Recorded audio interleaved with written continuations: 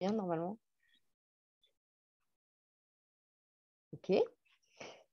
Donc aujourd'hui, on a le plaisir d'accueillir Cécile de Hausson, qui est donc professeure à l'Université de Paris et qui va nous parler de didactique de la physique. Et comme c'est une discipline qu'on ne connaît pas forcément, elle va nous parler à la fois des objets qu'elle étudie, de l'enjeu, etc. Alors, Frédéric, oui, on n'a pas le droit de dire Université de Paris, mais Cécile m'a dit, bah, comme on n'a pas d'autres noms, ce serait gentil de ne pas se moquer et de ne pas dire qu'on n'a pas de nom. Alors, voilà, j'avais gentiment tempéré.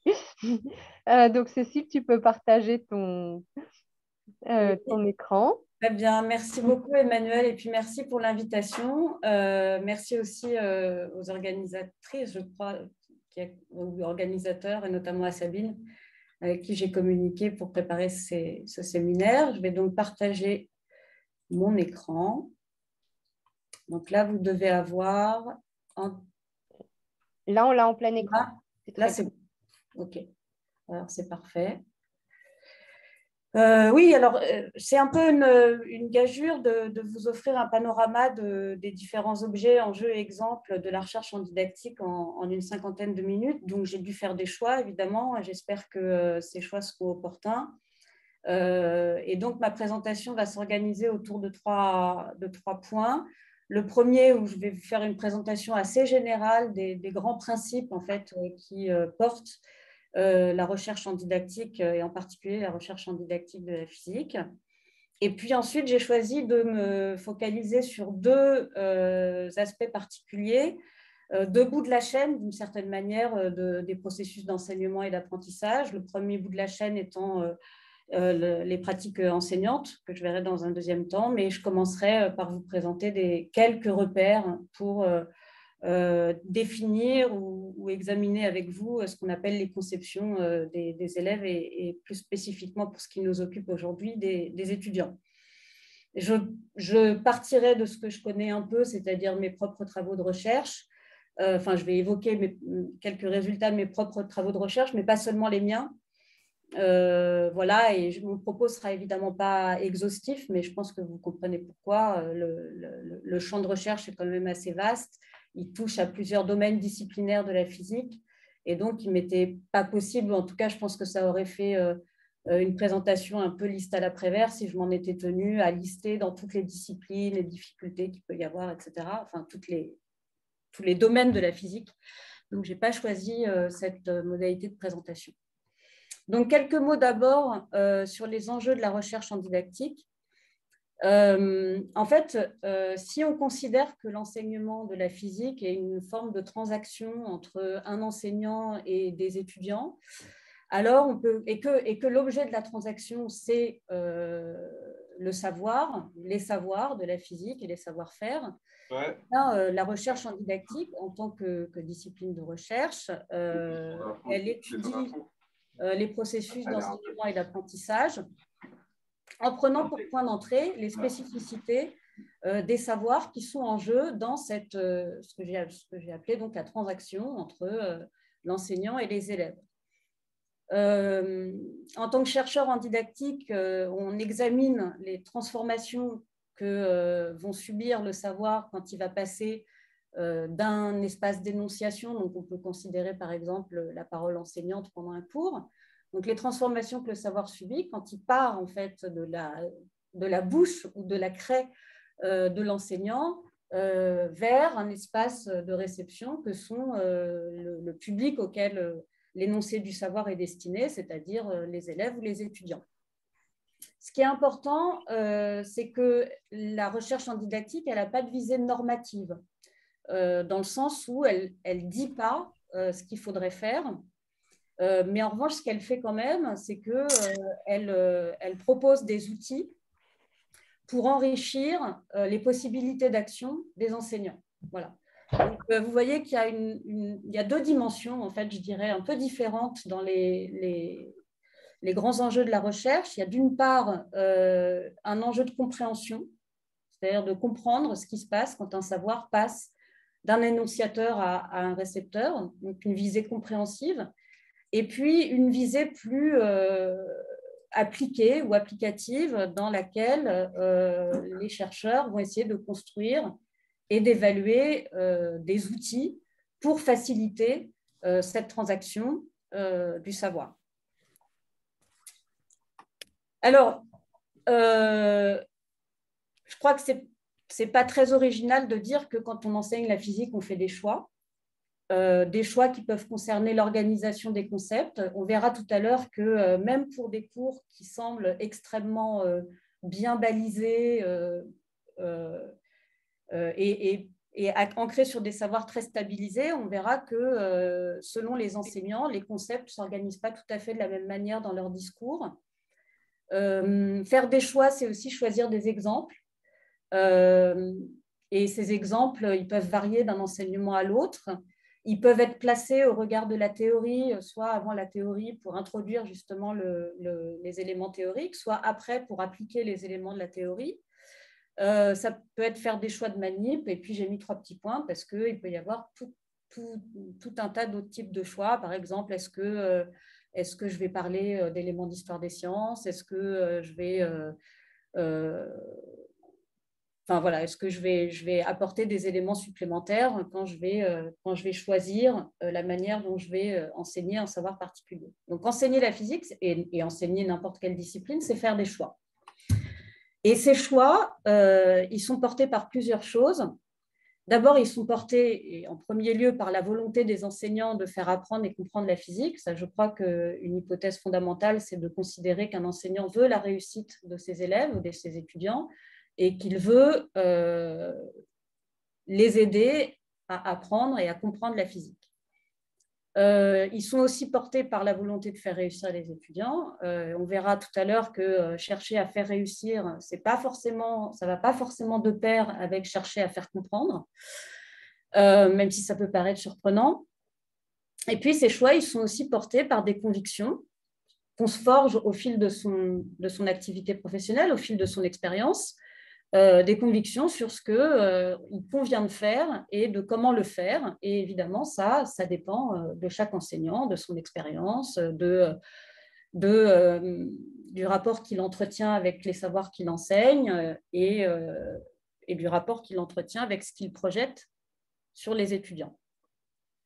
Et donc, la recherche en didactique, de ce point de vue, elle va s'intéresser à ces choix et aux conséquences possibles de ces choix sur la compréhension des étudiants et des étudiantes. Voilà pour un premier enjeu. Et de l'autre côté, apprendre la physique, là je me place du côté des étudiants, ça requiert un certain nombre d'aptitudes, notamment d'aptitudes cognitives, qui peuvent être de l'ordre de l'interprétation, du décodage, du traitement de l'information reçue. Excusez-moi, il y a une copie sur mon diaporama. Ça nécessite aussi de savoir transférer ou de pouvoir transférer ces informations à des situations inédites. Ça nécessite de formaliser, ça nécessite de modéliser et bien sûr aussi de mémoriser. Alors, il y a certainement d'autres aptitudes cognitives, mais j'ai voulu vous présenter les principales qui sont directement liées à l'apprentissage de la physique. Et puis, il y a un autre point qui est peut-être spécifique de la physique par rapport à d'autres didactiques disciplinaires, c'est que apprendre la physique, ça requiert souvent, j'ai mis souvent mais pas toujours, mais souvent, de se départir de son intuition.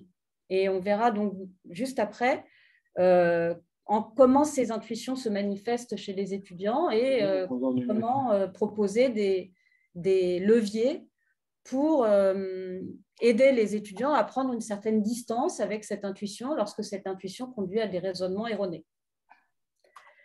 Et donc, deuxième objectif, la recherche en didactique s'intéresse aux éléments qui risquent d'entraver ou au contraire de faciliter l'apprentissage des savoirs de la physique. Donc, vous voyez, il y a un volet plus, on va dire, pratique d'enseignement ici, s'intéresser aux choix et aux conséquences de ces choix sur les apprentissages, hein, sur la compréhension. Et puis, un volet qui est plus tourné vers les éléments qui peuvent faire obstacle ou qui, au contraire, peuvent aider à la compréhension et aux apprentissages de la physique.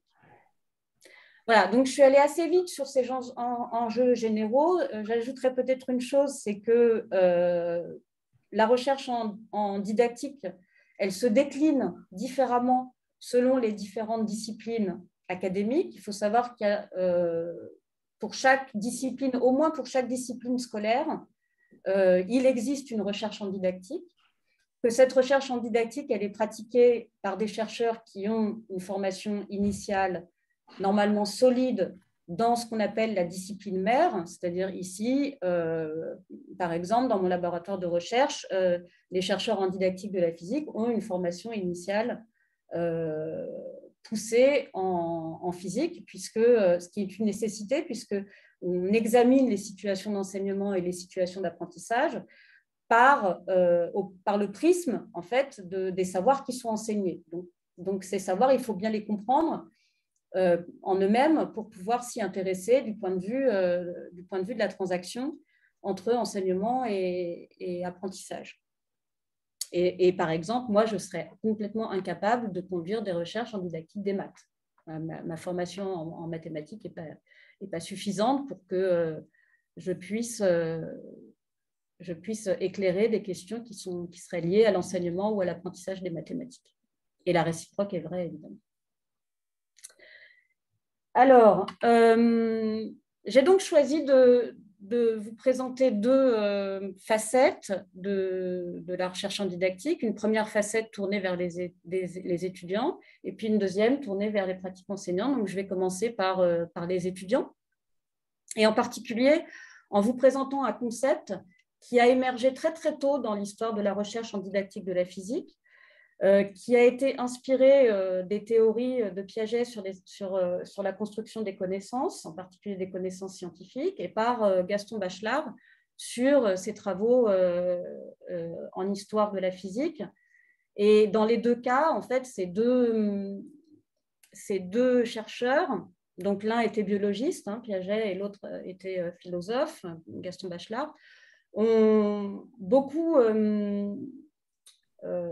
travaillé sur les connaissances les connaissances que l'on se construit plus ou moins naturellement depuis le plus jeune âge, qui permettent finalement d'expliquer le monde qui nous entoure de manière cohérente, mais des raisonnements qui ne sont pas toujours conformes au savoir effectif qu'on veut enseigner. Et donc, il y a un terme qui a émergé à la fin des années 70, qui est le terme de conception.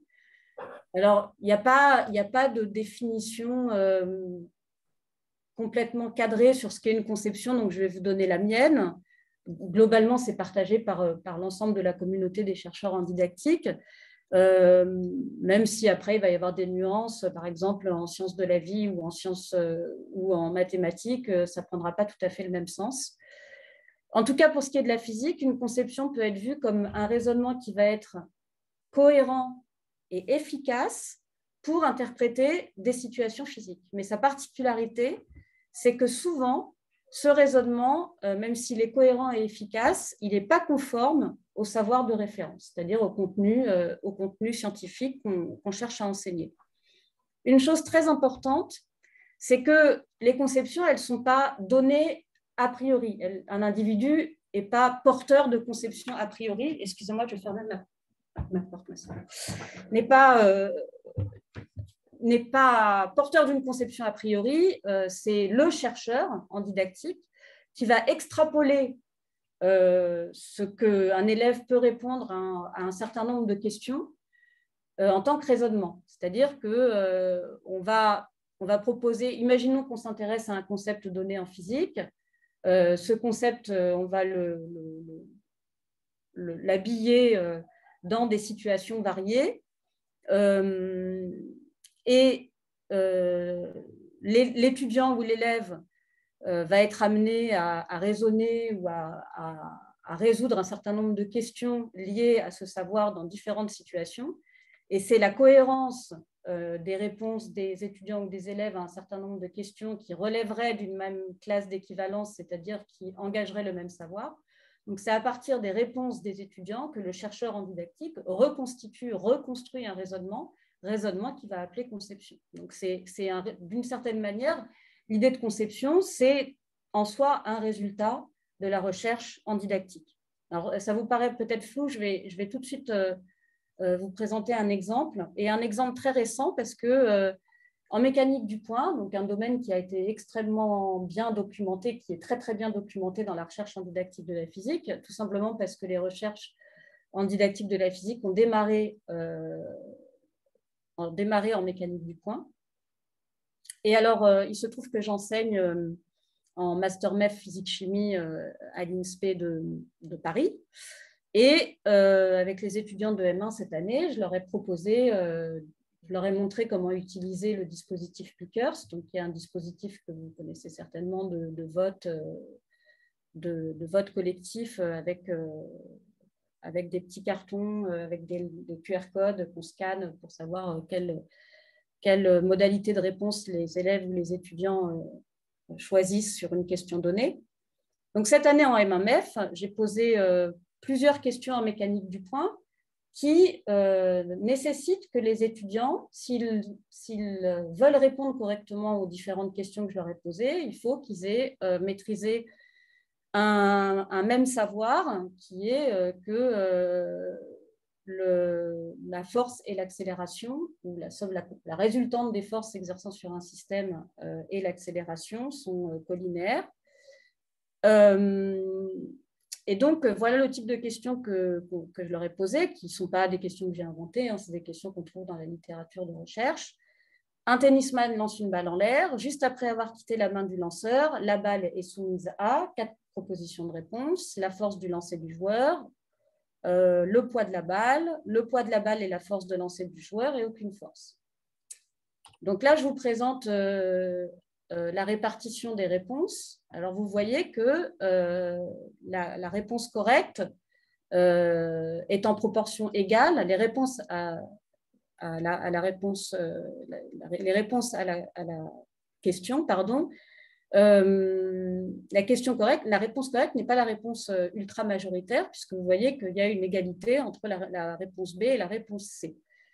Pourtant, ces étudiants qui sont en master MEF en première année de master, ils ont une licence de physique, une bilicence physique-chimie. Bon, alors il y en a certains qui ont une licence de chimie, mais on voit que le lien, qu'il y a en tout cas que le lien entre force et accélération n'est pas tout à fait compris, en tout cas à travers cette question. Alors, ce n'est pas du tout surprenant hein, comme résultat, puisque ces questionnaires, ils sont passés régulièrement auprès d'étudiants à l'université, et on trouve toujours, alors pas forcément les mêmes proportions exactement, mais il y a toujours une part de la population qui répond à ces questions qui considère qu'il faut qu'il y ait une force dans le sens du mouvement, puisque c'est bien ça l'enjeu ici. C'est que si les étudiants considèrent qu'il y a nécessairement la force de lancer du joueur qui reste présente alors que la balle n'est plus en contact avec la main du tennisman, c'est qu'ils ont besoin, d'une certaine manière, d'ajouter une force qui expliquerait que la balle monte, et donc elle va dans une direction verticale et vers le haut. Et la seule force qui pourrait permettre de rendre cohérent le fait que ça monte vers le haut, c'est de rajouter une force qui, elle, va vers le haut, ce qui n'est pas le cas de l'accélération. C'est très contre-intuitif de penser que, en tout cas pour les étudiants, c'est très contre-intuitif de penser qu'on peut avoir un mouvement vers le haut avec une résultante de force vers le bas, une force vers le bas. Ceci teste à peu près la même chose, mais vous voyez, sous un autre contexte, avec un autre angle, mais néanmoins, c'est le même savoir qui est engagé. Lorsque la balle est au plus haut de sa trajectoire, son accélération est-ce qu'elle est nulle? Est-ce qu'elle est non nulle et dirigée vers le bas? Est-ce qu'elle est non nulle et dirigée vers le haut? Eh bien, là c'est la grande majorité, enfin la majorité des étudiants qui répondent qu'il n'y a pas d'accélération, certainement parce que il n'est pas concevable pour eux qu'une balle qui est à vitesse nulle ne soit pas, qu'elle soit accélérée alors que sa vitesse est nulle. Donc, on voit qu'il y a derrière ces réponses des raisonnements qui perdurent, malgré le fait que ces étudiants ont tous bénéficier d'un enseignement en mécanique classique, que ce soit au lycée ou que ce soit pendant leur licence. Mais on voit que les apprentissages, alors on ne va pas dire qu'ils sont de surface, mais néanmoins, vous voyez que ces situations-là, qui ne sont pas forcément des situations qu'on présenterait dans des évaluations standards, qui font un peu un pas de côté par rapport à la manière dont on mobilise les savoirs en mécanique classique, où on fait faire des définitions d'un système dans un référentiel donné, application des lois de Newton, etc. Là, on pose les questions de manière un petit peu différente. Et quand on bouge le curseur, quand on modifie un petit peu les types de questions, eh bien, on se rend compte que les étudiants mobilisent, remobilisent finalement leur savoir intuitif. Alors, ça peut paraître décourageant, parce que du coup, on se dit, qu'est-ce qui reste après toutes ces années d'enseignement? Moi, je ne trouve pas ça forcément décourageant. Je pense que ça indique qu'il y a des choses qui sont beaucoup plus difficiles qu'on ne le croit. Et peut-être que ça peut inviter à réfléchir au type de situation, puisque je vous disais aussi que le but de la recherche en didactique, c'est un petit peu de trouver des leviers pour pallier ces difficultés. Et ici, alors juste avant de passer au levier possible, ça c'est une copie que j'avais récupérée auprès d'étudiants de L1 dans mon cours de physique. Et vous voyez que cette idée qu'il faut s'il y a un mouvement dans une direction, dans un sens, il faut absolument qu'il y ait une force qui aille dans le même sens, sinon ce n'est pas possible que ça avance. Là, vous voyez ici un étudiant qui nous dit pour un bilan de force, il y a les forces d'inertie, la force de Coriolis, la gravité, et la force du mouvement. Voilà, et mon collègue qui a corrigé la copie qui souligne que cette erreur commune a été rectifiée il y a 400 ans avec 2 points d'exclamation, oh, etc. Mais oui, ça peut paraître un peu surprenant. Mais ce qui est intéressant, c'est la parenthèse. Vous voyez que l'étudiant a mis la force du mouvement, car sinon, elle ne bougerait pas. Vous voyez, il y a quelque chose de très, très fort, un lien très, très fort qui est fait par les étudiants entre force et mouvement, entre force et vitesse, plus qu'entre force et accélération. Alors, peut-être que du coup, ce qui peut être intéressant, donc voilà, je vous ai mis là, c'est très difficile pour le sens commun d'accepter que le sens du mouvement d'un objet n'est pas nécessairement le même que le sens de la résultante des forces extérieures appliquées à l'objet, c'est-à-dire le sens de l'accélération. Voilà, quelque chose de difficile. Alors, les pistes de travail, elles pourraient être d'essayer autant que faire se peut de privilégier, quand on donne des exercices ou quand on donne des exemples, de privilégier des mouvements à vitesse constante. En fait, ce que je veux dire, c'est que peut-être c'est bien de ne pas se limiter à des situations d'immobilité pour travailler la première loi de Newton, donc somme des forces égale à 0. De manière à ce que, parce que de la même manière, lorsque, je ne vous ai pas mis la question ici, mais lorsqu'on... C'est à nouveau une chose difficile pour les étudiants de comprendre que somme des forces égale vecteur nul. Ça ne veut pas dire que immobile, ça ne veut pas dire immobile. Qu'il y a des objets, il y a toute une classe d'objets en mouvement pour lesquels somme des forces égale vecteur nul. C'est dans un référentiel tous les objets, les systèmes qui ont un mouvement rectiligne uniforme. Et ça, c'est compliqué pour les étudiants. Donc peut-être veiller à travailler des situations dans lesquelles les objets ou les systèmes sont animés d'une vitesse constante. Et puis, peut-être une autre piste, c'est de travailler sur des situations de type décélération pour travailler la deuxième loi de Newton. Justement, pour bien montrer qu'on peut tout à fait avoir un mouvement, par exemple, dans le cas d'un ascenseur, ici, ce n'est pas tout à fait la même chose de faire le bilan des forces sur un objet pour lequel l'accélération est collinéaire à la vitesse,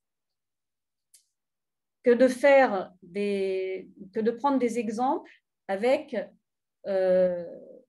des systèmes pour lesquels l'accélération et la vitesse ne sont pas dans le même sens. Et peut-être que c'est intéressant de travailler ces situations de décélération, un ascenseur qui monte en ralentissant, pour justement montrer que l'interprétation physique de la loi somme des forces égale ma, elle dit elle dit pas que force et vitesse sont dans le même sens, mais elle dit que force et accélération sont dans le même sens. Et finalement, la leçon d'un certain nombre de recherches, là je vous ai pris vraiment un exemple très spécifique qui est celui de la mécanique, c'est de varier les situations. Ce n'est pas tant de privilégier des situations au profit d'autres, c'est peut-être d'offrir un panel plus large, de prendre un petit peu plus de temps dans les exemples et les exercices qu'on choisit, de manière à pouvoir balayer un ensemble de situations qui incluent les situations contre-intuitives.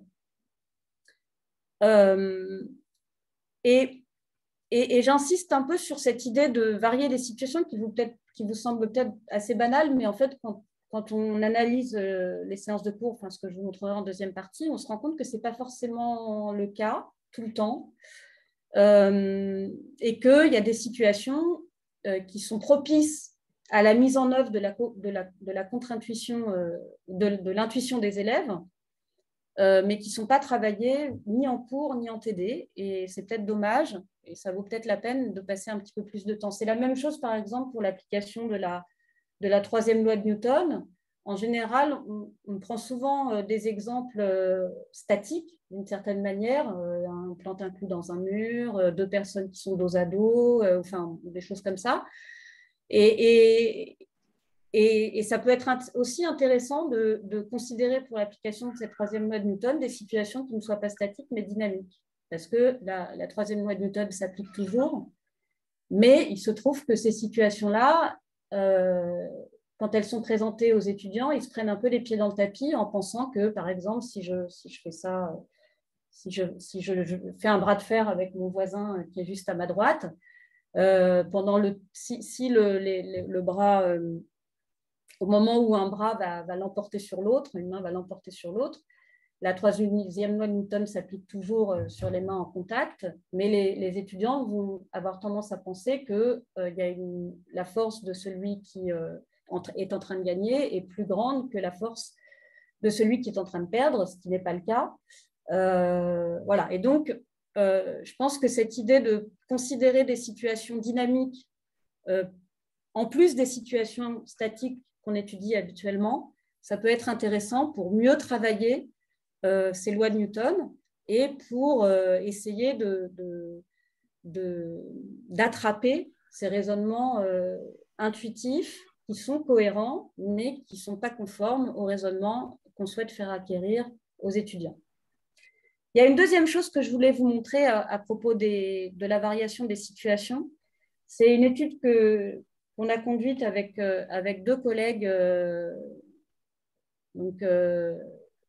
deux collègues de chercheurs en didactique de la physique, où on a proposé un certain nombre de situations de lancement de projectiles, là en l'occurrence des boulets de canon, des élèves qui avaient reçu un enseignement de mécanique, qui avaient vu les équations du mouvement, la manière dont on représente les trajectoires associées à ces équations, etc. Et en fait, on s'est rendu compte que quand on a une situation canonique, excusez-moi, c'est le cas de le dire, quand on a une situation classique, vous avez classiquement, quand on étudie les trajectoires, ce qu'on fait, c'est qu'on a toujours souvent, en tout cas, on prend souvent un exemple, un exemple canonique, une espèce de rituel qui veut qu'on met la vitesse initiale oblique et vers le haut. Et on obtient, si on demande aux élèves de tracer la trajectoire, on obtient une parabole. Et bien, il se trouve que si on modifie, ne serait-ce que ça, si on modifie l'inclinaison du canon, et donc de la vitesse initiale, eh bien, on se rend compte que la parabole disparaît.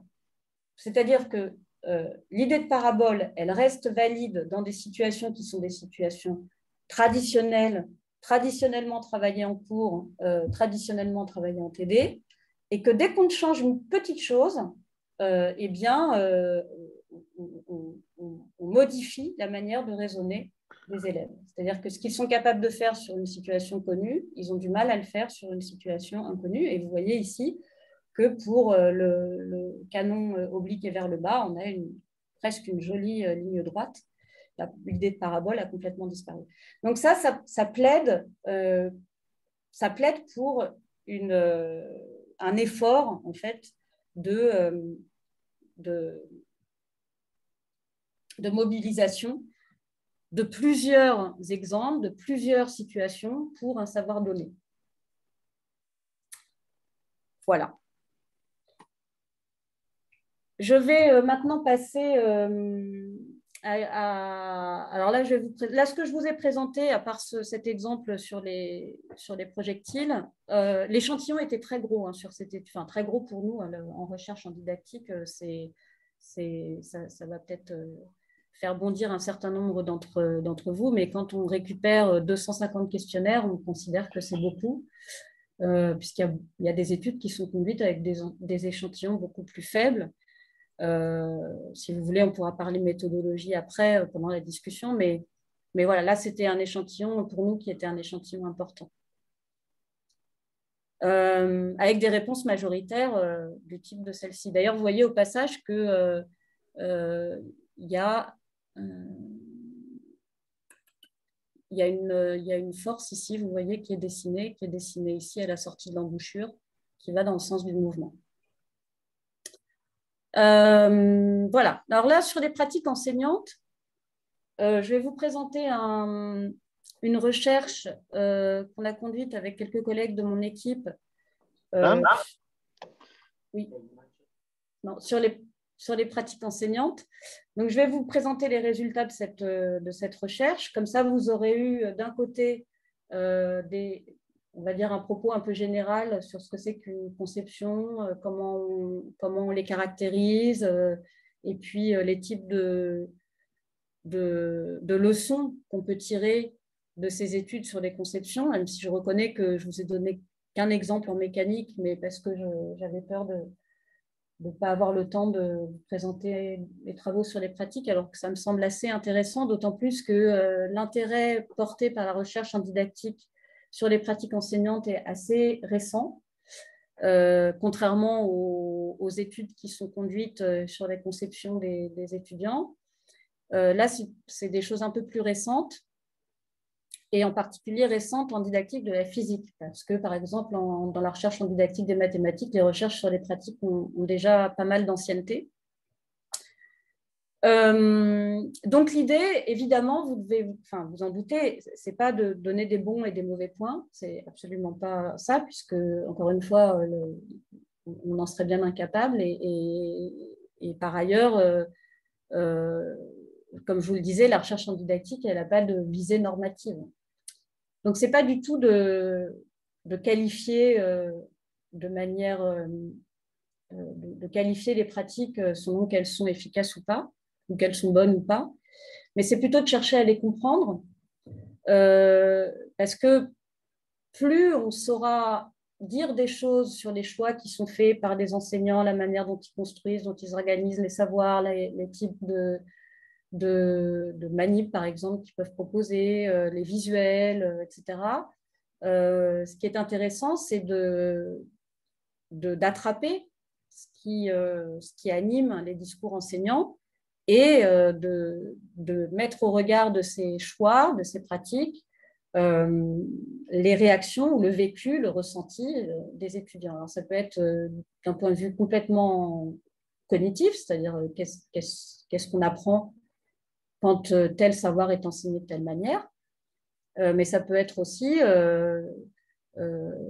on peut aussi, même si c'est moins didactique, mais examiner la motivation, par exemple, le plaisir suscité par tel ou tel enseignement. Voilà. Même si c'est des questions qui sont un peu à la marge, mais n'empêche que voilà, c'est des choses qui peuvent être aussi explorées. Alors, un petit aparté, je voulais vous montrer ce graphique qui rend compte d'un des items d'une enquête qu'on avait conduite avec mon collègue ici présent, je vous montre juste donc, Nicolas Descamps, voilà.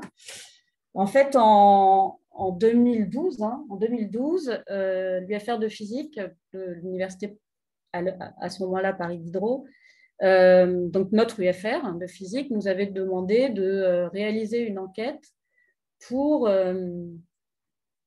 sonder, d'une part, les pratiques enseignantes, mais les pratiques déclarées, c'est-à-dire qu'est-ce que les gens font, qu'est-ce qu'ils souhaiteraient faire, qu'est-ce qu'ils pensent qu'il n'est pas bon de faire, qu'est-ce qu'ils pensent de l'organisation en cours TD, TP, qu'est-ce qu'ils pensent de l'intérêt du cours en amphi. Enfin voilà, on avait élaboré un questionnaire pour essayer de cerner un petit peu les attendus et les attentes, et puis aussi peut-être les frustrations des collègues enseignants-chercheurs en termes d'enseignement.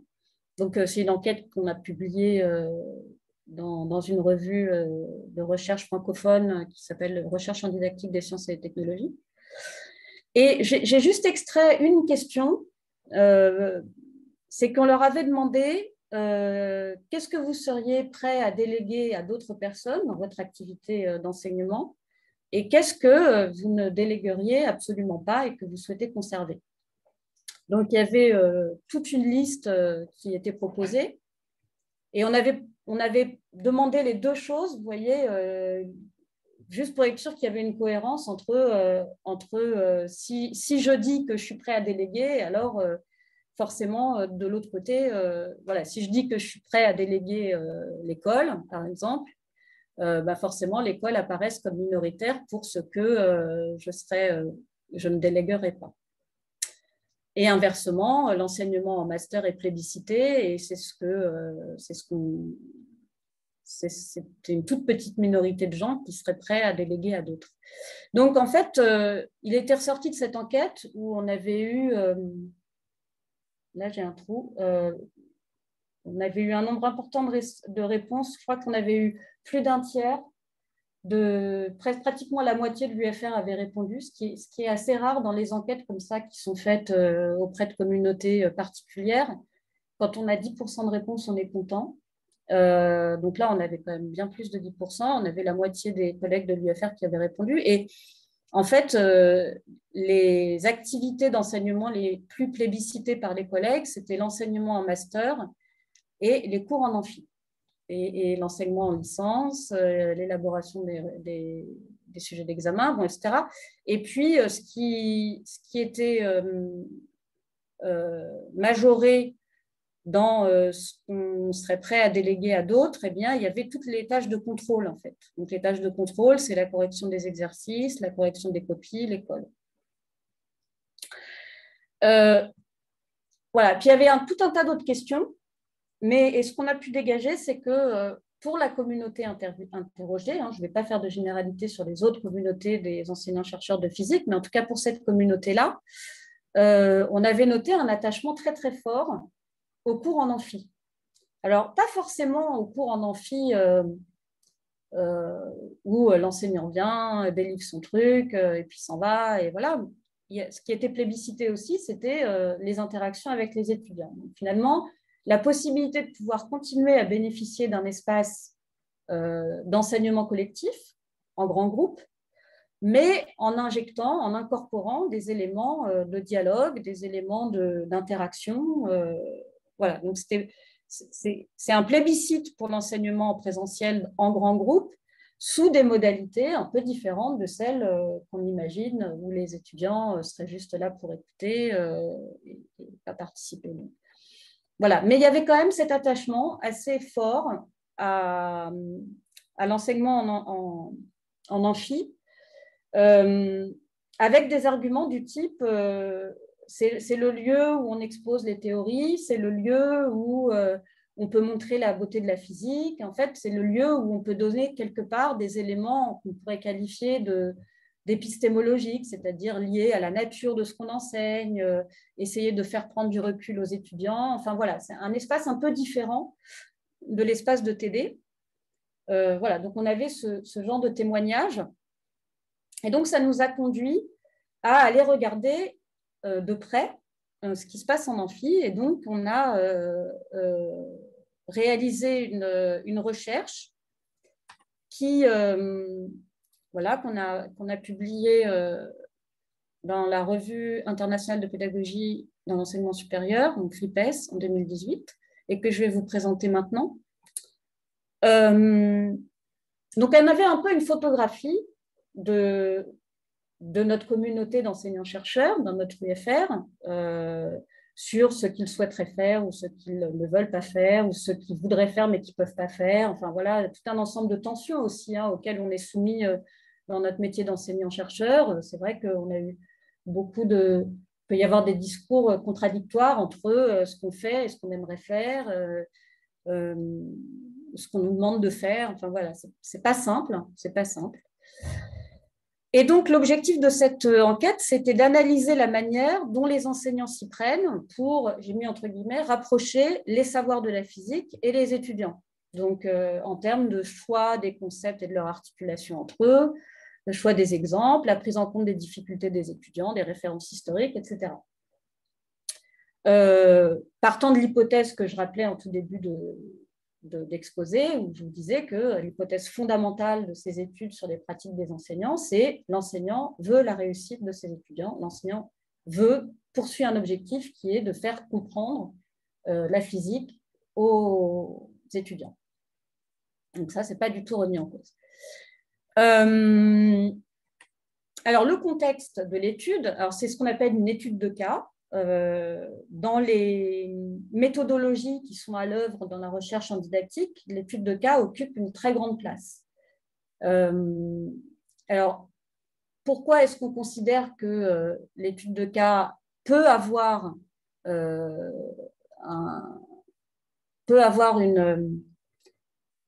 qu'est-ce que j'allais dire ? Pourquoi une étude de cas peut être valide dans le contexte de la recherche en didactique? Parce qu'elle permet de formuler un certain nombre d'hypothèses. Ça a une valeur heuristique, si on veut, d'où on va sortir un certain nombre de catégories d'analyse, de premiers résultats qui pourront être ensuite réexploités, réinvestis sur d'autres cas. Et c'est vrai que la recherche en didactique travaille, en tout cas, travaille beaucoup par étude de cas et donc par recherche qu'on pourrait qualifier de qualitative. Il y a des recherches quantitatives, évidemment, avec des pré-tests, des post-tests. Voilà, tout ça se pratique aussi. Là, en l'occurrence, je suis plutôt dans un environnement, dans un contexte d'étude de cas. Donc, on s'est intéressé à un même cours de L1 au premier semestre. 300 étudiants répartis dans 2 amphis où enseignent 2 enseignants-chercheurs que je désigne par les lettres A et B d'une même université. Donc ça, c'est le contexte. Comme données, on a recueilli, on a enregistré 7 heures de cours, donc 7 heures pour A, 7 heures pour B, qu'on a entièrement transcrites. Donc, quand on fait des transcriptions comme ça, il faut savoir, là, je vous donne un peu derrière le décor. Quand on transcrit, en général, quand on transcrit rapidement et sans logiciel d'aide à la transcription, il faut compter à peu près 4 heures pour 1 heure en allant vite. Après, on a des aides à la transcription qui existent, où on reformule, enfin, on redit ce qu'on entend et il y a des petits logiciels qui transcrivent tout seuls. Mais bon, voilà, c'est une étape importante, la transcription. Elle doit être absolument fidèle aux propos. Elle doit inclure les A, les E, les hésitations, etc. Enfin, voilà, c'est en soi déjà un premier traitement qui est assez important. Donc, on avait les transcriptions intégrales des 7 heures de cours enregistrées en audio. Les enseignants n'avaient pas souhaité se faire filmer, ce qu'on comprend tout à fait. Et on avait fait des entretiens préalables avec les 2 enseignants que nous avons également transcrits. Alors, qu'est-ce qu'on a fait de tout ça? On a fait ce qu'on appelle une analyse textuelle des discours. En fait, on s'est intéressé aux mots utilisés par les enseignants pendant leur cours et on a regardé à quoi ces mots ou des morceaux de phrases renvoyaient. Alors, on a fait un premier travail vraiment à la main, j'allais dire de manière un peu, complètement à la main, où on a fait émerger un certain nombre de catégories qui étaient présentes dans le discours de l'enseignant. Par exemple, vous voyez, en gras, on avait catégorisé tout ce qui relevait des difficultés intrinsèques au savoir et qui pouvaient être des difficultés pour les étudiants. Donc, vous voyez ici, dit le principe d'essai nous dit la chose suivante, et il y a une incursion ici qui est intéressante, qui est au premier abord contre-intuitive. Déjà, ça nous dit, ça apporte un élément supplémentaire au simple discours qui serait le principe d'inertie dit, et puis je cite le principe d'inertie. L'enseignant rajoute une petite touche, met du relief en disant qui est au premier abord très contre-intuitive. Voilà, et après, il y a une référence ici à l'histoire des sciences, c'est une difficulté qui a mis des siècles à se résorber. Vous voyez, donc c'est des éléments qui viennent s'ajouter à un discours qu'on pourrait dire complètement épuré, où on aurait « je vous énonce la première loi ». Non, nous, ce qu'on a regardé, c'est ces petits plus, ces petites phrases qui viennent donner du relief au savoir qui est enseigné. Ça, on l'a fait à la main. Ça nous a donné, du coup, un certain nombre de catégories pour les deux enseignants, et on a comparé un peu les différentes fréquences de ces catégories pour les deux enseignants. Et puis, on a procédé à ce qu'on appelle une analyse lexicométrique, c'est-à-dire une analyse statistique du discours, où chaque mot sont considérés comme des modalités d'une variable. Et dans l'analyse lexicométrique, on a procédé à 3 types d'analyses. On a fait sortir des nuages de mots, c'est assez classique. On a procédé à une analyse des similitudes, c'est-à-dire qu'on a regardé le nombre d'occurrences de mots qui sont associés tout le temps les uns avec les autres. C'est-à-dire que en fait, le logiciel qu'on a utilisé, Iramutech, est capable de compter le nombre de fois qu'un mot est prononcé avec un autre mot. Alors évidemment, il y a un petit travail derrière à faire qui est de préparer un dictionnaire, parce que par défaut, Iramutech considère comme des formes à prendre en compte des formes verbales ou des substantifs ou des adjectifs qui ne nous intéressent pas, nous, forcément, dans les discours de la physique. Et il nous a fallu rajouter des mots dans le dictionnaire utilisé par Iramutech. Par exemple, ça peut paraître complètement surprenant, mais le mot force n'était pas compté, alors que bon, voilà, pour un cours sur les lois de Newton, c'est un peu embêtant, tout simplement parce qu'il était considéré comme dans la locution adverbiale à force 2, et du coup, Iramutech ne comptait pas le mot force en forme active. Donc, on a lui dire de considérer force comme une forme active. Et le dernier traitement, c'est une analyse factorielle des correspondances. On a regardé s'il y avait des similitudes dans les discours au fil des 3 cours des enseignants. Mais je vais vous montrer ça, je vais vous montrer les résultats en détail. Donc, ce qui est intéressant avec le nuage de mots, c'est qu'on voit ressortir les mots qui sont plus fréquemment prononcés par les deux enseignants, et puis ça fait ressortir aussi les mots qui sont présents dans le discours d'un enseignant et qui ne sont pas présents dans le discours de l'autre enseignant. Par exemple, pour la première loi de Newton, on est sur les nuages de mots des 2 cours. Les mots référentiels équilibre et quantité de mouvement ne sont utilisés que par A. Les mots accélération, immobile ne sont utilisés que par B. Tous les mots force, vitesse, mouvement, nulle expérience, rectiligne, uniforme sont communs. Et le mot principe est beaucoup plus présent dans le discours de A que dans le discours de B. Ok, donc déjà, on voit avec ça que pour un cours qui semble extrêmement bien balisé, très stabilisé, avec des savoirs qui ne sont pas controversés, on pourrait se dire, bon, il n'y a pas 50 manières d'enseigner les 3 lois de Newton, en fait, si. En tout cas, il y en a au moins 2, là. Et voilà. Et alors, déjà, dans le choix des mots, dans les concepts qui sont présents ou pas, sur lesquels, moi, je n'ai pas de jugement particulier. Ça, c'est les sorties d'Iramutech pour l'analyse des similitudes. Alors, en fait, bon, vous ne devez pas voir bien ce qui est dans les bulles, mais en fait, on voit une différence visuelle entre les deux ici. On a 2 gros paquets du côté de B entre objet, qui est écrit ici, et puis ses plus proches voisins. Donc, objet est très, très utilisé. Le cours tourne autour du mot objet et tourne autour du mot force. Et puis, il y a quelques concepts qui se détachent ici, mais globalement, le discours de B est très orienté sur objet et force. Et ce n'est pas du tout le cas dans le cas de A, où en fait le discours est très éclaté autour de plusieurs concepts. Donc on va trouver référentiel ici, vitesse ici, on va trouver je sais, force là. Donc vous voyez, il y a un éclatement un petit peu du lexique. Le lexique ici pris en compte est beaucoup plus dense que le lexique qui est là. Donc, en fait, ce qu'on dit, c'est que A mobilise dès le premier cours un réseau conceptuel très fourni, alors que B va construire son édifice conceptuel de manière beaucoup plus progressive.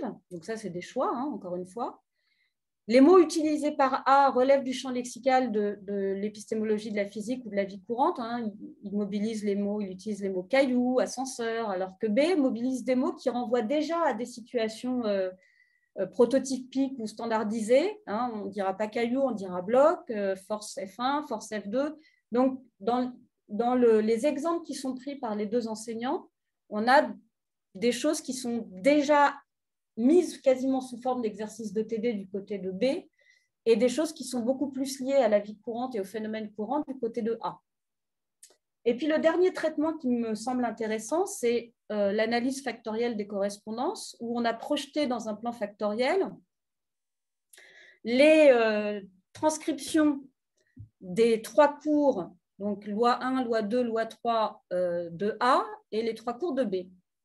Et ce qu'on remarque, et qui est corroboré par les analyses précédentes, c'est qu'au fil des trois cours sur les trois lois de Newton, le discours de A, d'un point de vue sémantique, ne bouge pas beaucoup, ce qui veut dire qu'il a introduit l'ensemble des concepts pratiquement dont il avait besoin dès le premier cours, et ensuite, il joue avec ces concepts, il les organise de manière différente pour passer de la loi 1 à la loi 2, de la loi 2 à la loi 3. Il n'y a pas de grande variation sémantique ou lexicale entre ces trois cours et ce qu'on voyait tout à l'heure dans l'art des similitudes, où quasiment tous les concepts sont installés dès le départ. Ce n'est pas du tout le cas de B, puisque vous voyez qu'il y a un éclatement, hein, si on se place par rapport au milieu et qu'on regarde les directions des trois cours de B, on se rend compte que le lexique est très différent pour les trois cours. De fait, ce que je vous disais tout à l'heure, c'est qu'on démarre par juste ce dont on a besoin, et puis petit à petit, le cours va s'enrichir au fil de l'enseignement des trois lois de Newton. Voilà, donc ça, c'est ce que je voulais vous montrer pour l'analyse du corpus. Je vois le temps qui passe, mais j'ai pratiquement fini. Donc, à partir de cette étude de cas, on a défini deux profils, si on peut dire, voilà, deux profils d'enseignement. Un profil qu'on a qualifié de épistémologique, c'est-à-dire où finalement, il y a une présentation de la physique qui est insérée au sein d'un discours sur la physique, c'est-à-dire à la fois les concepts de la physique, mais aussi sa nature. Qu'est-ce que c'est que la physique? Elle repose sur la mise en œuvre la mise en fonctionnement de principes, enfin, etc. Une préoccupation forte de présenter la physique comme un tout cohérent, ça se voit avec, dès le départ, hein, on a une installation des concepts qui se fait de manière très, très immédiate. Beaucoup d'allers-retours entre le monde des objets, le monde des théories. Hein. Voilà, beaucoup d'allers-retours avec des exemples pris dans la vie courante. Et puis beaucoup de références au savoir contre-intuitif. Et c'était très différent. C'est le hasard total hein, qu'on ait trouvé deux profils aussi différents, avec B qui aurait plutôt un profil méthodologique, où l'exposition des concepts va s'articuler autour des seuls concepts qui sont nécessaires au moment où on enseigne les trois lois, c'est-à-dire que le discours s'enrichit petit à petit. Une installation assez notable d'une forme de familiarité et de cohérence entre ce que les étudiants vont vivre en TD et ce qu'ils vivent en cours magistral, hein, une espèce de souhait de viser la réussite à l'examen, et puis la recherche d'interaction avec les étudiants qui est beaucoup plus forte du côté de B que du côté de A. Et vous voyez B qui dit les étudiants ont du mal à voir simplement où est-ce qu'ils devraient aller bosser et sur quoi. L'amphi, c'est simplement voir la méthode. Donc, vous voyez un objectif qui est cohérent avec ce que nous, on a observé de manière… Ça, c'était pas mal parce qu'on a interviewé les enseignants en amont Et finalement, leurs intentions, elles se traduisent vraiment bien dans les faits. Peut-être ça vous paraît évident hein, qu'on enseigne exactement selon ce qu'on voudrait enseigner, mais en fait, là, c'est assez cohérent. C'est-à-dire que, selon nous, avec ce regard de chercheur, on voit en effet que les cours sont organisés de manière cohérente avec les objectifs qui sont poursuivis par les enseignants. Alors, ça pose quelques questions, hein, ces résultats. En fait, on ne sait pas bien quels sont les effets des cours magistraux sur les apprentissages des étudiants. On lit trop souvent, on lit que les amphis, ça ne sert à rien, que les étudiants s'y ennuient. Enfin, je crois que ces résultats, ils sont vraiment à discuter au regard de ce qui est vraiment fait en amphi. Je pense qu'aujourd'hui, les amphis peuvent être des lieux extrêmement dynamiques et riches. Et finalement, ces informations qui sont délivrées en cours magistral, elles sont peu évaluées. En tout cas, pour ce qui concerne ce que je connais, mon UFR, les examens sont très, très proches des feuilles de TD, en fait. Et toute la richesse qu'on peut trouver dans un cours en amphi, tel que je vous l'ai présenté là, par exemple, elle se perd. Ou en tout cas, le système n'est pas organisé pour que ces savoirs qui sont ces éléments de relief, etc., soient capturés par les évaluations. Une hypothèse pourrait être que les effets sur les apprentissages des étudiants, ils se mesurent sur le long terme, en fait. On pourrait trouver des traces de ces discours en amphi, peut-être sur du plus long terme, si on interrogeait les étudiants à N+2, N+3, par rapport à l'année du cours magistral. Ce que je peux vous dire, c'est que ces 300 étudiants qui ont été divisés en 2 groupes, ils ont tous eu le même examen final et que les différences, on a évidemment regardé s'il y avait une différence significative entre les performances des étudiants de A et les performances des étudiants de B, et il n'y avait aucune différence statistiquement significative entre les deux. C'est-à-dire qu'on a des cours qui sont extrêmement différents. Et si on regarde juste l'output des résultats à l'examen, en fait, cette différence, elle est neutre, en fait, du point de vue des performances des étudiants. Alors, soit on se dit, le cours en amphi, ça ne sert à rien, soit on se dit, l'examen n'évalue pas ce qui est fait en amphi, ce qui est plus probable. Et du coup, ça pose la question de est-ce que ce ne serait pas intéressant d'évaluer les informations qui sont délivrées en cours dans une perspective d'attraper ce que les étudiants ont compris et pas forcément d'attraper ce qu'ils sont capables de refaire. Je caricature un peu, mais voilà.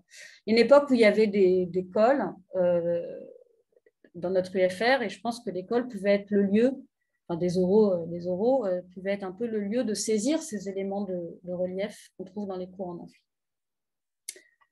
Alors, un mot sur mon équipe. Donc, voilà, ça c'est une partie de l'équipe. Parce que donc, le LDR, c'est Unité de recherche interrégionale et pluritutelle. On est conventionné avec 5 tutelles universitaires, l'Université de Paris est tutelle principale. L'Université de Paris, moi, voilà. Sinon, on est associé, on a pour tutelle Cergy Université, CYU, plutôt, l'UPEC, l'Université de Paris-Créteil, l'Université de Rouen et l'Université de Lille. On est une équipe pluridisciplinaire, donc des chercheurs en sciences, en physique, en didactique de la physique, chimie, maths, sciences du vivant, sciences de la terre et géographie. Et aujourd'hui, nous sommes 103, dont 42 chercheurs titulaires. Voilà, c'était juste pour vous donner une petite photographie de notre équipe. Et en physique, on est 14, je crois. Mais nous ne sommes que 2 à l'Université de Paris. On est tous les 2 là dans le bureau. Voilà, j'ai terminé et je vous remercie pour votre attention. Merci beaucoup. Si vous voulez, on a le temps pour quelques questions. Vous pouvez éventuellement soit prendre la parole, soit la demander dans le chat, si vous avez des questions. Coucou, vous m'entendez ou pas? Oui, très bien. Salut Cécile. Salut. Je me demandais, il y a toujours cette posture du champ de la didactique qui est de rester un petit peu en dehors, d'observer et de ne pas nécessairement donner des consignes et devenir des sortes d'ingénieurs pédagogiques proactifs, on va dire. Je me demandais ce que tu penses de cette posture en général, et notamment à l'aune des 2 dernières années, où quand même on a vécu des choses un peu compliquées. Et je me demandais si chez vous, dans vos troupes, même localement à l'université, les gens sont revenus vers vous en vous disant, écoutez, là, pendant le confinement, on est dans des catastrophes pédagogiques compliquées et il faut improviser avec des nouvelles choses, des nouvelles méthodes, des nouveaux points de vue. Est-ce que vous avez des conseils à nous donner? Est-ce qu'ils sont retournés vers vous avec un côté, jouez aux ingénieurs pédagogiques en temps de crise et aidez-nous à survivre ou pas? Ou est-ce que vous continuez à avoir cette posture un peu en dehors? Alors, c'était un peu particulier parce que, du coup, je vais vous dévoiler. Il se trouve que moi, le confinement a coïncidé avec le déclenchement de problèmes de santé un peu sérieux. Et du coup, je n'étais pas du tout dispo pour répondre à ces demandes si elles avaient été formulées. Nicolas me dit que non, ça n'a pas été le cas non plus. Je pense que tout le monde a un peu bricolé dans son coin. En revanche, la demande, elle a émergé maintenant. C'est-à-dire que maintenant, l'UFR est revenu vers nous en nous disant, voilà, l'enquête de 2012, elle est un peu obsolète, ce serait intéressant de s'y replonger et de ressonder les collègues et peut-être de leur proposer des choses. On n'a pas, en tout cas, nous, on est plutôt Je disais que la recherche avait 2 postures, hein, une posture compréhensive et une posture ingénierie, on peut dire, ingénierie didactique. On a produit beaucoup de ressources, en vrai, en particulier, mais surtout pour Alors, le truc, c'est qu'on travaille beaucoup sur le secondaire quand même. Donc, les ressources qu'on a construites avec Nicolas ou avec d'autres, Nicolas Descamps, hein, je précise, elles sont beaucoup tournées vers le secondaire et un peu moins sur le supérieur. Voilà. Mais je comprends que la posture compréhensive pose un certain nombre de questions, mais je pense qu'elle est nécessaire. En tout cas, c'est un préalable nécessaire avant de proposer, du point de vue de la recherche, hein, je veux dire, avant de proposer des choses. Et en plus, je pense que, toi, tu es bien placé pour le savoir, Julien, je pense que il y a des outils qui sont proposés par les enseignants eux-mêmes qui sont ultra performants et qui ne sont pas forcément… comment dire ? On est un peu tous ingénieurs pédagogiques d'une certaine manière, je pense. La question qu'on peut se poser après, c'est peut-être celle de l'évaluation. Et dans ce contexte, oui, on est sollicité par les collègues. Là, je viens de finir une étude avec une collègue de l'UFR pour évaluer un enseignement innovant. On a un papier qui va sortir bientôt, qui a été accepté et qui va sortir bientôt. Donc, on fait ça quand même. On propose des ressources, mais plutôt vers le secondaire à l'heure actuelle. On s'est bien rendu compte, par exemple, que le fait de communiquer sur les conceptions, ce n'était pas en soi une… Si, on peut dire ça. Le fait de communiquer sur les conceptions des étudiants, c'est-à-dire de les présenter aux collègues, ce n'est pas un levier, ce n'est pas une ressource. Ça ne fonctionne pas, en fait. Et ça, c'est un résultat intéressant. Parce que ça veut dire qu'on a un effort à faire de mise en situation de ces résultats-là. Brut. Ça ne sert à rien. Vous voyez, quand le collègue A, là, mentionne les savoirs contre-intuitifs, dit aux élèves que c'est contre-intuitif, en fait, il dit aux étudiants, les étudiants, ça ne va pas leur parler tant qu'ils n'auront pas été confrontés eux-mêmes à cette contre-intuition. Donc, on voit bien qu'il ne suffit pas de savoir que les étudiants raisonnent comme ils raisonnent. Il faut aussi avoir des billes pour permettre aux enseignants de confronter les étudiants à ces savoirs contre-intuitifs. Donc, du côté des ressources, on est plutôt du côté du secondaire. Du côté de l'ingénierie, on commence à avoir des méthodes, des outils pour évaluer des ingénieries construites dans le contexte de pédagogie innovante. Si tu veux bien, on va prendre une deuxième question de la salle 208, comme ça, pour pouvoir clore ensuite, même si après, vous pouvez discuter toute la vie si vous voulez. Ça marche. Bonjour, c'est Frédéric Lassadio qui pose la question. J'étais très surpris sur le fait que les enseignants étaient prêts à déléguer la partie conception des sujets. Autant je comprends, j'avoue que moi-même, je serais prêt à déléguer autant que possible la partie correction des copies, autant il me semble que enfin peut-être je me trompe, mais l'idée de construire un enseignement et de réfléchir après par rapport aux compétences qu'on a essayé de mettre dans cet enseignement, est-ce que je suis capable de construire un sujet qui permette d'évaluer les compétences que j'avais inscrites initialement dans mon enseignement? Je suis très surpris des réponses que vous avez obtenues. Et est-ce que, j'imagine que tu as réfléchi à cette chose-là, c'est contre-intuitif pour moi, voilà. Ouais, alors en fait, je pense que c'est lié au fait, en tout cas on a expliqué ça sur le fait qu'il y a une espèce de contrat tacite pour le sujet d'examen. C'est un contrat qui n'est pas dit, mais qui est que le sujet d'examen, c'est un peu les exercices les plus difficiles du TD en quelque sorte. C'est-à-dire qu'on va piocher, on travaille des résolutions d'exercices en TD et du coup, l'examen, il va se situer en prolongement de ce qui est fait en TD, si bien que il n'y a pas une appétence particulière, notamment des responsables des cours eux-mêmes, parce qu'il y a une forme de frustration d'emblée de savoir que de toute façon, on ne pourra pas construire un examen comme on aimerait le construire. On a beaucoup d'enseignants qui nous ont dit ça quand on les a interviewés, parce que ça, c'est le résultat d'un questionnaire, mais en fait, on a fait beaucoup d'interviews avant de construire ce questionnaire, pour pouvoir justement faire un questionnaire qui soit acceptable par les collègues. Et ils nous ont dit, mais je ne sais plus, enfin, de manière assez majoritaire, moi, je n'évalue pas comme je voudrais évaluer, parce que l'institution ne me le permet pas, en fait. Parce que l'institution, au sens, les habitus qui sont en place dans mon environnement. Donc, un grand sentiment de frustration entre ce que je voudrais évaluer et ce que j'évalue vraiment. Et du coup, ce que j'évalue vraiment ne m'intéresse pas beaucoup, d'une certaine manière, parce que ça m'éloigne de mon identité d'enseignant-chercheur, avec ce que je voudrais évaluer, mais qui n'est pas possible par contrat tacite. Ouais, ça crée forcément une forte... Ce que tu dis, c'est, je comprends la frustration, quoi. Je veux dire, je renonce, quoi. Je renonce à finalement à pouvoir avoir une image propre, enfin satisfaisante pour moi de ce que j'ai réussi à transmettre comme connaissance aux étudiants. Mais cette frustration, elle est ressortie de manière très forte, hein. C'est-à-dire que on a eu sur l'évaluation, on a eu aussi sur le temps passé sur les concepts, des gens qui disent ça va trop vite, mais ce n'est pas grave. S'ils ne comprennent pas, ce n'est pas grave. On a quand même eu des propos comme ça.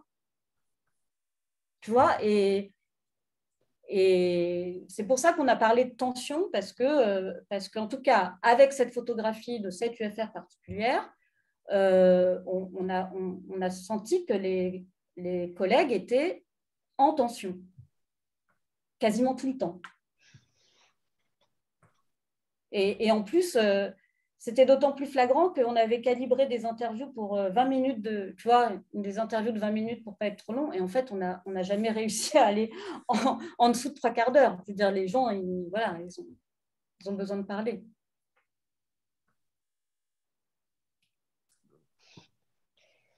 Merci beaucoup. Je pense qu'on va au moins te remercier à nouveau et faire une levée officielle du séminaire pour que chacun puisse s'en aller. Donc, la salle 208 peut applaudir, comme ça on vous entend. Super, merci.